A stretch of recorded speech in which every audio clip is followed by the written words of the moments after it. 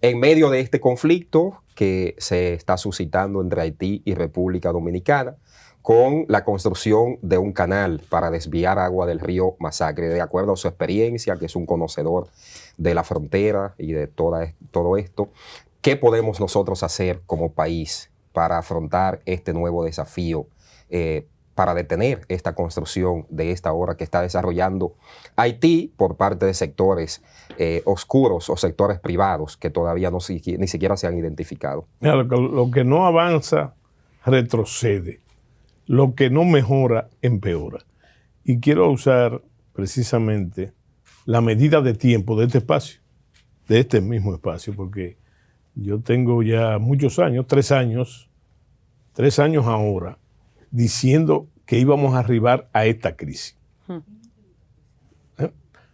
Naturalmente, mi predicamento con el tema, como tú insinuaste al principio, tiene más de 40 años. Pero hace 3 años, yo advertí junto a otros ilustres ciudadanos, responsables ciudadanos, lo que iba a pasar. Y como tú pones el tema fundamental de la crisis, de esta crisis, que como te dije es una crisis vieja, el tema del canal, te diré precisamente que tampoco el asunto del canal es nuevo. Porque te iba a decir, quiero recordarles a la audiencia de que más allá de lo que significa el canal en la violación a los acuerdos de binacionales de 1929 al 1936, donde se regula no solamente el aspecto de demarcación, que también se intenta violar ahora, sino también el asunto del provecho de las aguas entre las dos naciones. Y te decía que más allá de eso, que es lo fundamental, es no solamente una violación a los acuerdos, sino una violación a nuestra soberanía, una agresión a nuestra soberanía. Te voy a recordar de que teniendo aproximadamente, creo que 6 meses, o menos de 6 meses de gobierno, ese tema se debatió ampliamente, no solamente por los ciudadanos defensores de la soberanía nacional, sino por todos los comunicadores. Eso se habló ampliamente. Naturalmente que era la época en que había una especie de luna de miel entre el presidente Abinader, el gobierno dominicano y el finado presidente Moisí. Bueno, en medio de esa situación no se hizo lo que se tenía que hacer. Lo que te quiero decir con ello es que el canal no se detuvo como debió ser por la oposición, por la protesta, por la acción del gobierno dominicano, sino que fue la muerte del presidente Moisí que detuvo el canal y no se habló más de ello. Sin saber los antecedentes, porque hay que decir los antecedentes también, o más que los antecedentes, la motivación. La motivación era que la hoy viuda del presidente Moisí, la hoy viuda, sí, que era entonces, en ese caso, su esposa y virtual primera dama, tenía aspiraciones, lógico, y yo diría que en pleno derecho, tenía aspiraciones políticas, electorales. Ella quería ser, creo que la senadora del Departamento Norte, donde se está construyendo el canal, y esa era la golosina electoral, que para mí tiene otras implicaciones, más allá de esa. ¿Cuáles son? Bueno, se ha dicho, no puedo asegurarlo totalmente, pero la lógica. Los intereses extranjeros han visto a Haití en los últimos años como una fuente inapreciable de riqueza mineral. Para la explotación propio de un terreno sumamente montañoso, etc. Y entonces, para esa explotación se requiere agua. Aún en los métodos más modernos. Ustedes han oído hablar también en el caso de la Rosario, de lo que el problema de la contaminación, pero sobre todo de las presas de cola, etc. Entonces se necesita agua. Entonces detrás de ello puede haber ese interés. Manos internacionales. Manos internacionales, porque todo el mundo sabe que esas riquezas fueron concedidas, por así decirlo, de hace tiempo. Pero el gobierno haitiano se ha desligado, general. Pero claro, precisamente lo más lógico, porque el gobierno haitiano, y eso es de público conocimiento, no tiene dinero ni para pagar la nómina gubernamental, y entonces ustedes creen que lo puede hacer ese canal, lo que cuesta ese canal, lo puede hacer el gobierno haitiano. No, incluso tuvimos un invitado aquí hace unos días, haitiano, ex cónsul y ex embajador, que nos dijo que la información que ellos tienen es que esos fueron unos campesinos que de manera arbitraria empezaron ahí a... No, imposible, imposible. Eso es más que un argumento. Ahí, tú sabes quién, y es ya una opinión de Soto Jiménez, como ciudadano. Tú sabes, y como pretendido analista, tú sabes quién está pagando ese canal. Ese canal está pagando los mismos que están pagando las bandas, las famosas bandas, que tampoco lo digo yo, pero hay que tener en cuenta que el gobierno canadiense ha acusado a miembros de esa burguesía dorada haitiana, y no solamente lo ha acusado, lo ha penalizado a determinados. General, entre las cosas que se dicen, ya que estamos comentando lo que las cosas que se dicen, sí. Hay informaciones, hay gente que tiene la impresión de que la familia Clinton sigue teniendo grandes... Pero tú lo has dicho y yo te lo afirmo, tiene grandes intereses. Pero no solamente es una suposición. Mira, hay claras evidencias de que hay una compañía, naturalmente la compañía no tiene que ver nada con el apellido Clinton, pero sí gente muy allegada, inclusive personeros de esa familia tienen, no es que van a tener, tienen ya el patrimonio o la concesión para la explotación. Y te voy a decir algo.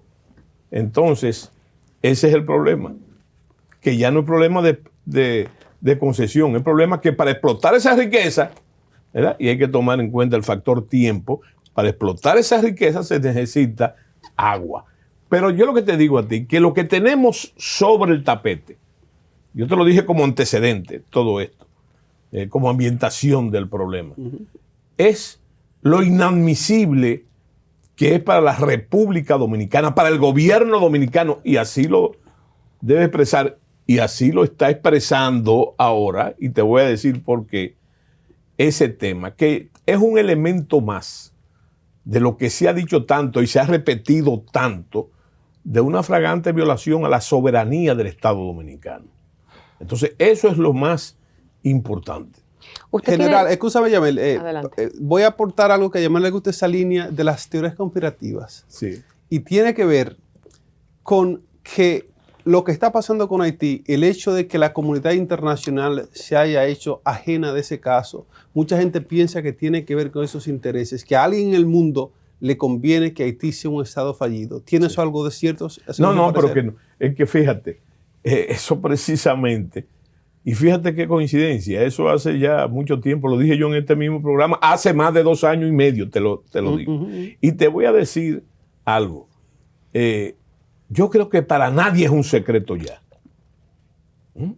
que hay un plan nocivo, pero no solamente internacional, porque tiene socios criollos, tiene socios criollos, ese plan.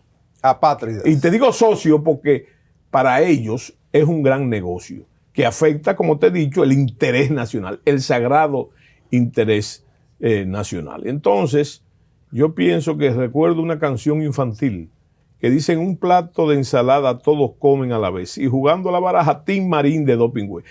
No es oculto, es expreso. Hay que hacerse preguntas. La primera pregunta es: ¿por qué ese afán? Inclusive en la última relación que dijo el canciller de la República, ¿por qué ese afán de regularizar una migración ilegal? A despecho de nuestras leyes, a despecho del interés nacional, que sobrepasa todos los antecedentes que hemos tenido. ¿Cuál es el afán? Y te digo lo del canciller, porque el canciller frente a esta crisis, que no solamente debemos reparar, señores, en la frontera. Yo he hablado inclusive de una frontera pluridimensional. ¿Por qué? Porque la frontera pasa también, no solamente la delimitación territorial, la frontera pasa por nuestros hospitales, la frontera pasa por nuestras escuelas, nuestra frontera pasa también por nuestras escuelas, no solamente por el mercado de trabajo, por ahí pasa también. Entonces, yéndonos más allá, que es un gran para acá, el problema es que ahora que que el cáncer hace metástasis, para usar un término médico, entonces viene la crisis. Una crisis que parece ser que el gobierno dominicano ha dado un giro ante la indiferencia, la impericia, no de 180 grados, ¿no? Es del círculo completo en cuanto al tema haitiano. Hoy está convocado el Consejo de Seguridad Nacional. ¿Para qué? Para tratar el tema haitiano. Pero fíjate cómo se enfoca, y yo creo que ahí es que está la manzana envenenada. ¿Cómo se enfoca? El canciller dice que es el primero que dice que hay que cerrar la frontera, ¿verdad? Hay que cerrar la frontera. Eso es lo primero. Pero después dice, ¿para qué cerrar la frontera? Para evitar lo que estamos diciendo, ¿no? Para regularizar, son palabras de él, la migración ilegal, y para aplicar el 80-20, que también, señores, es una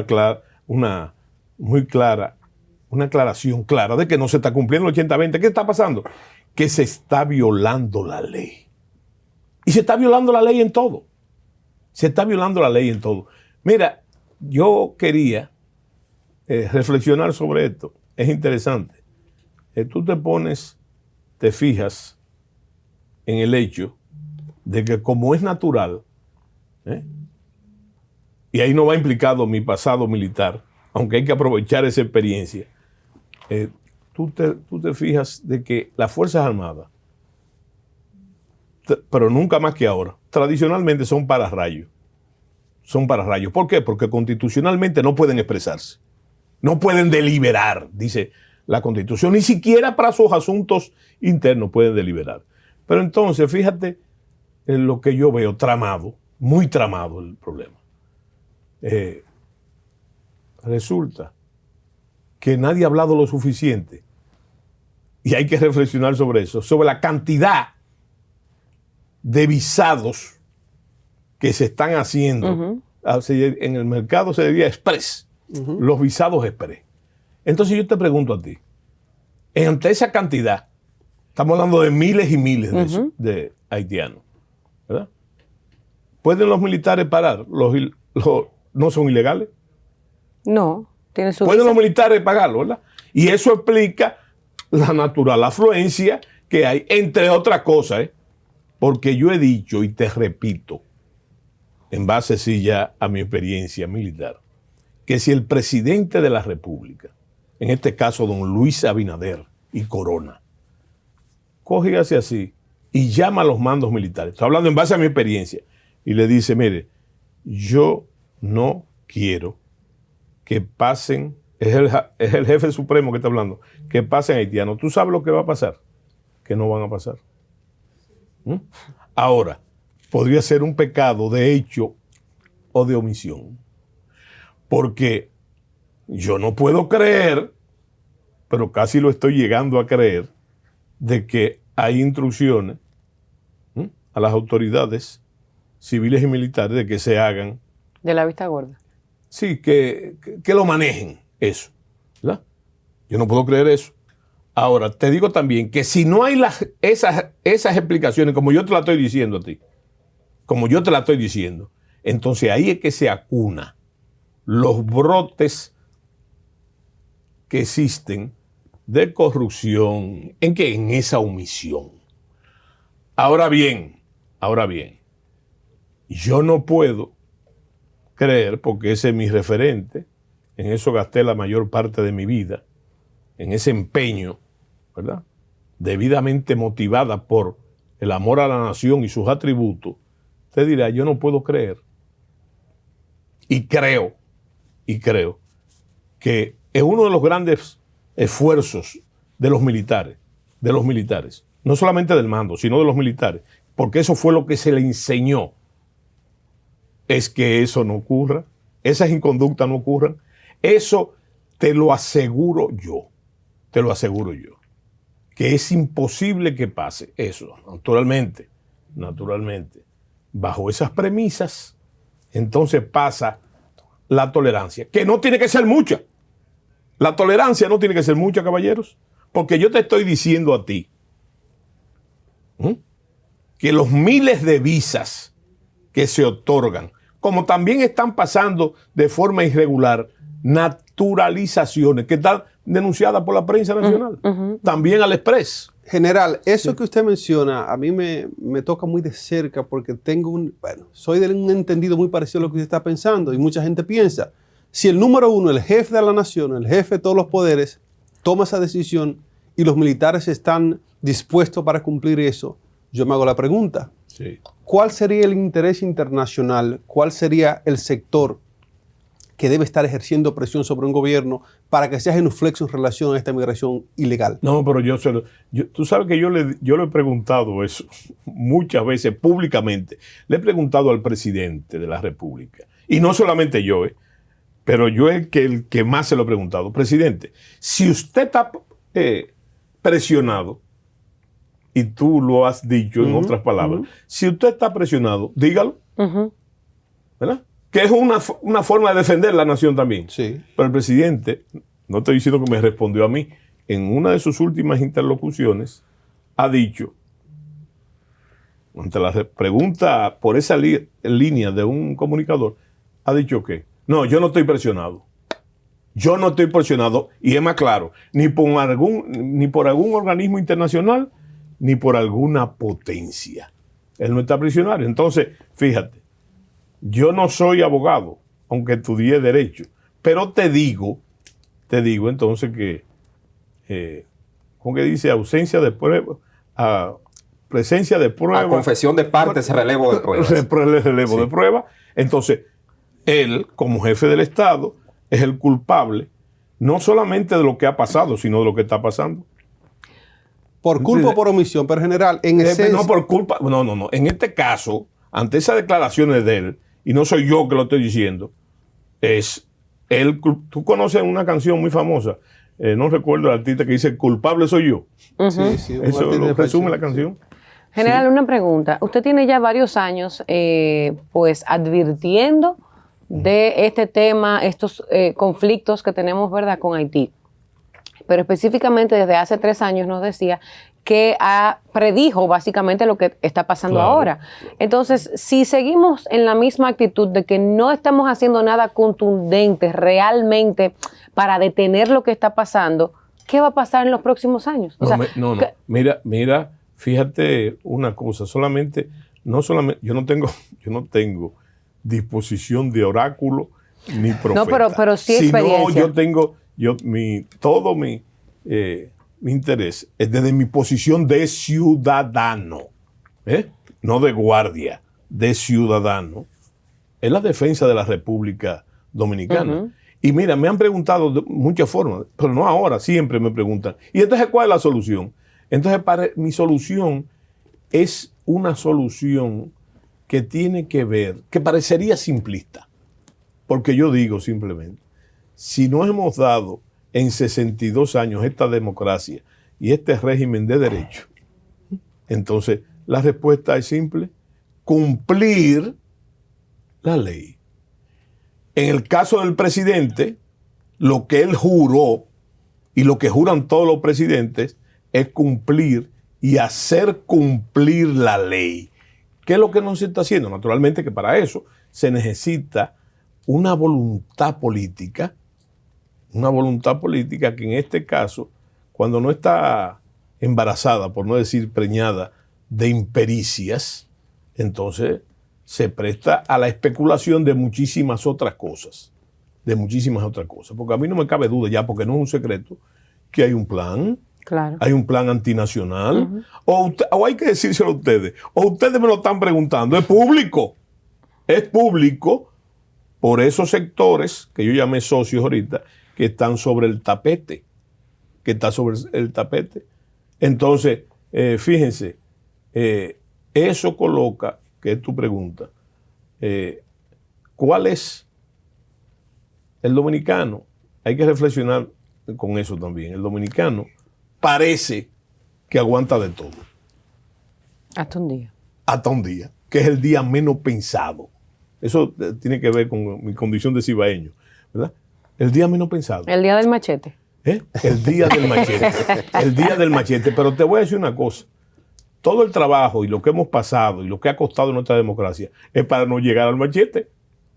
Para no llegar al machete. Ahora bien, yo pienso que si no tuviéramos que es otro condicionante, que si no tuviéramos al borde, como dicen los norteamericanos, en el borderline, si no tuviéramos de unas elecciones, entonces en este país pudiera pasar cualquier cosa, tremendismo, cualquier tremendismo. Que en este caso, yo he dicho también, el ciudadano, ante esa situación, ¿qué pretende? ¿Alguien puede pretender que esté cruzado de brazos? O que esté conforme. Lo menos que tiene que estar enojado y convertir ese enojo en una respuesta cívica. Yo creo que la respuesta debe ser como en la democracia.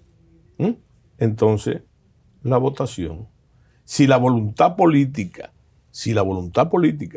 no ha dado, como dicen los futbolistas, pie con bola, ¿verdad? Con este problema, o si no con este problema, sino con muchos otros problemas. Entonces lo que hay es que cambiar la voluntad política, construir una voluntad política que pueda solucionarlo. General, Sí. en ese mismo orden, del orden de la frontera y de la inmigración, dos preguntas en una. Pero Sí. antes quiero que veamos un video que recibí desde mi provincia de Dajabón, Sí. donde ya en ese estado de desesperanza que usted señala, se han comenzado a constituir en grupos de comandos. Ahí está el video. Eso fue la comunidad de Aminilla, Sí. en el municipio partido de Sí. Dajabón, donde recientemente fue asesinada la familia Medina. Sí. La hija de don Papito Medina, desgarrada, dice ahí que este crimen no puede quedar impune y ya se han constituido para comenzar a sacar a los haitianos que viven en esa comunidad de Aminilla. ¿Puede esto, y aquí van las preguntas, dos en una, convertirse en una situación de descontrol, que el propio Estado no tenga la capacidad de controlar a los ciudadanos dominicanos porque van a buscar la aplicación de la ley por sus propias manos ante la incapacidad del Estado dominicano? Y la segunda es, su hijo acaba de ser designado como jefe de la seguridad fronteriza, director del cuerpo especializado en seguridad fronteriza, y usted ha señalado una serie de puntos que siguen siendo los talones de Aquiles para afrontar ese principal desafío que significa la inmigración haitiana y otros flujos de ilegalidades por la frontera. ¿Cuenta con la asesoría suya, su experiencia, para aplicar los controles en la zona fronteriza? Mira, lo primero es esas dos preguntas, una pregunta que tiene, como diría, capicúa, es una pregunta capicúa. Pero lo primero que debo decirte es que tú tienes conciencia de lo que está pasando. ¿Por qué? Porque tú eres de Dajabón. Así es. Ahí no termina la patria, ahí comienza la patria. Así es. Y entonces, yo no solamente fui comandante de brigada ahí en la región, sino que además fui supervisor en mi época como coronel, fui supervisor del embargo y conozco muy bien esa comunidad, preñada de historia también, Dajabón. Entonces quiero decirles que la primera parte de tu pregunta, yo la respondí ya. Las condiciones están dadas para que eso y otros brotes ciudadanos, porque yo te dije que el dominicano aguanta de todo, pero es como dijo mi querida amiga aquí, es hasta un día. Y la historia lo demuestra, lo ha demostrado. Y el problema es llegar ese día, porque cuando se llega ese día, y te voy a citar una frase famosa de la tragedia Julio César de Shakespeare, cuando se sueltan los perros de la guerra, no hay quien lo amarre.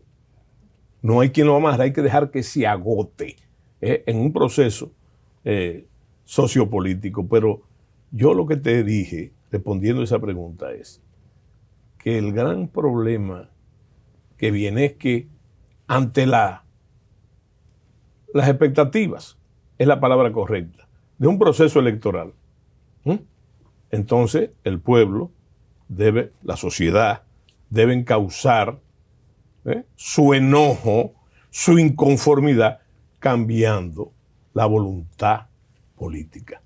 Es más, yo pienso que aparte de eso, hasta ahora, el pueblo dominicano, la sociedad dominicana, ante esa y muchas otras agresiones, ha sido muy tolerante. Lo que quiere decir que la democracia ha aprendido, pero la democracia no debe solucionar hasta que duela, como decía la Madre Teresa. Porque en eso está en juego la supervivencia nacional. En cuanto a lo de mi hijo, déjame decirte, mi hijo es mi hijo. Mi hijo es mi hijo. Es mi primer hijo varón. Tiene un gran reto, general. No, déjame decirte. Garantizar la tú me seguridad preguntaste y deja que yo te Sí. responda. Mi hijo es mi primer hijo varón. Tiene el nombre de mi padre, ¿verdad? Imagínate tú, en mi familia son 3 hembras. Y son los primeros. Entonces nace él. Imagínense si yo puedo querer entrañablemente a mi hijo. Pero estamos hablando de mi hijo Freddy. Ahora, él, en este caso, es el coronel Soto Torman. Y de entrada te digo que podría responder simplemente tu pregunta, que yo no intervengo en la carrera militar de mi hijo. No intervengo. Algo peor, no he intervenido nunca, porque la gente no calcula, son 29 años de servicio que tiene él. Y entonces, él solamente pudo estar, que no estuvo, en gracia los 4 años que yo fui ministro y ahí salí de la Fuerza Armada. O sea que él ha tenido que guayar la yuca solo, con lo que eso amerita, y también su proceso de capacitación. Entonces yo te digo eso, que el coronel Soto Torman es un oficial altamente capacitado. Altamente capacitado. Es un oficial de comando, es un oficial de fuerzas especiales, orientada hacia eso. Ha estado en otras veces como teniente. Cuando yo salí, conoció esa frontera más rápido que de carrera, ¿verdad? Pero también, déjame decirte, es un oficial de experiencia. ¿Por qué? Porque ha comandado las unidades del ejército. O sea que va a poner a raya No, a esa gente de la frontera. espérate. A los Déjame militares, a los civiles. terminar. Para poderte responder tu pregunta. Entonces, un oficial que yo estoy seguro que si bien no intervengo, ni aconsejo tampoco, ni aconsejo. Mi consejo está en lo que fue mi vida militar, pero además en mi vida de ciudadano. Yo no tengo que hablar con él. Además, te va a causar cosas. No he hablado con él. Por la misma experiencia que yo tengo, porque no quiero sesgar de ninguna forma su experiencia que le toca a él. De lo que yo estoy seguro, no intervengo, pero de lo que estoy seguro es que él va a cumplir con su deber, porque tiene coraje moral, tiene carácter y sobre todo porque ama profundamente su patria, ¿verdad? Él va a cumplir con su deber, naturalmente. Tenemos que calcular cuáles son las limitaciones, y es también fruto de mi experiencia, que él tiene.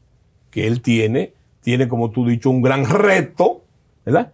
Pero requiere del apoyo de los mandos superiores y más allá del presidente de la República, que vuelvo y te digo, es la voluntad.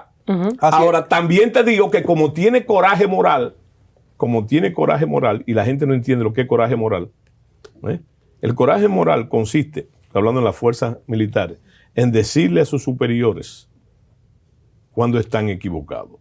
Estoy seguro y no intervengo ni intervendrá que él va a cumplir con su deber. Ahora, para los que son suspicaces, y este es un país de suspicacia, te voy a decir una cosa.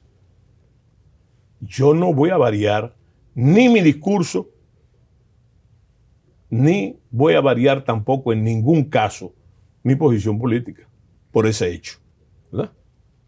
No voy a variarlo. Ahora, para tranquilidad de la gente le diré que él va a cumplir con su deber, aunque pierda la faja en el intento, porque tiene coraje moral.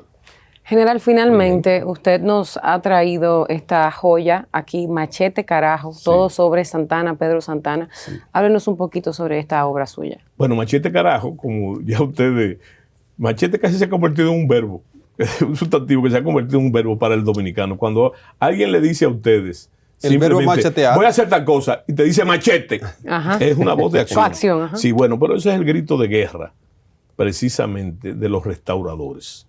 Y antes fue el grito de guerra de los independentistas en la guerra de separación con Haití. Antes fue el grito de guerra desde los albores de la dominicanidad. Entonces, parecería una paradoja, porque el libro es una investigación sobre el personaje más controversial y más polémico de la historia dominicana.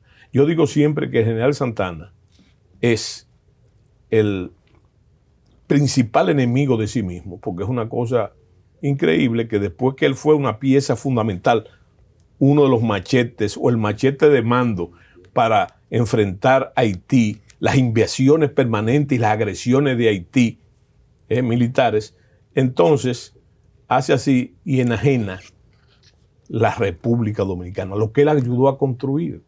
Entonces el personaje, de ninguna manera el libro es una justificación a Santana, ni una reivindicación a Santana. No. El libro es servir el personaje, sin especulaciones, servir el personaje para que conozcamos no solamente al hombre que produjo la anexión, sino también el individuo que fue en el ejercicio de la política, fue un déspota.